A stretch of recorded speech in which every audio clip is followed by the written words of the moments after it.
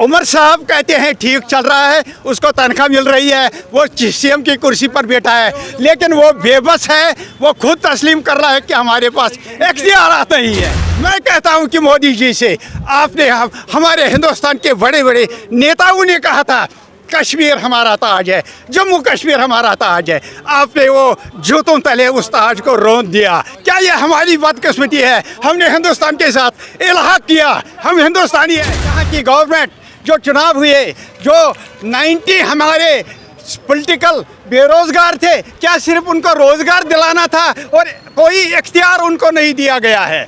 Chief minister बोलता है कि मेरे हाथ में इख्तियारात नहीं है। क्या तमाशा बनाया जम्मू कश्मीर को? क्या इसमें फन है? आप कहते हैं जम्मू कश्मीर का चीफ मिनिस्टर है, एमएलएज हैं, क्या उनके इख्तियारात हैं? एमएलए रोना रोते हैं क्या हमारे पास कोई इख्तियार नहीं है? क्यों इख्तियार नहीं दे रहे हो? फिर आप कुर्सी छोड़ो सुप्रीम कोर्ट को, फिर इस मुल्क को चलाने दो ताकि उनको हम मांगेंगे। सुप्रीम कोर्ट का ही ये काम है क्या इलेक्शन वही कहेगा कि इलेक्शन कर लो?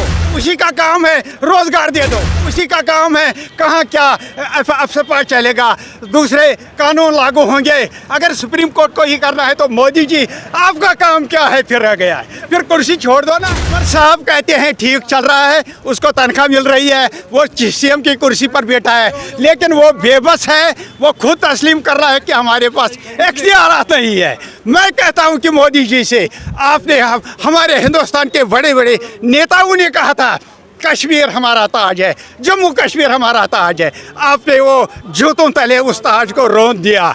किस स्टेट को आपने डाउनग्रेड किया?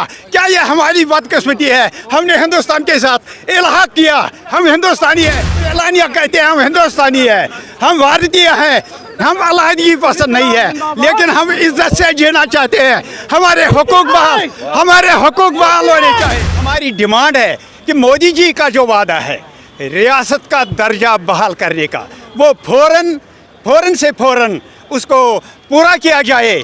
हम जम्मू कश्मीर के लोग जिन्होंने हाल ही में इलेक्शन में हिस्सा लिया, वोट इतने बड़ी तादाद में डाला, और हमको मालूम है, आप सबको मालूम है कि यह इलेक्शन सुप्रीम कोर्ट की हिदायत पर हुई है। यहाँ क्या हमें फिर से सुप्रीम कोर्ट को रजू करना है कि यहाँ की गवर्नमेंट जो चुनाव हुए, जो 90 हमारे पॉलिटिकल बेरोजगार थे, क्या सिर्फ उनको रोजगार दिलाना था और कोई इख्तियार उनको नहीं दिया गया है?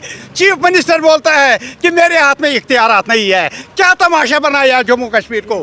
क्या इसमें फन है? आप कहते हैं जम्मू कश्मीर का चीफ मिनिस्टर है, एमएलएज हैं, क्या उनके इख्तियारात हैं?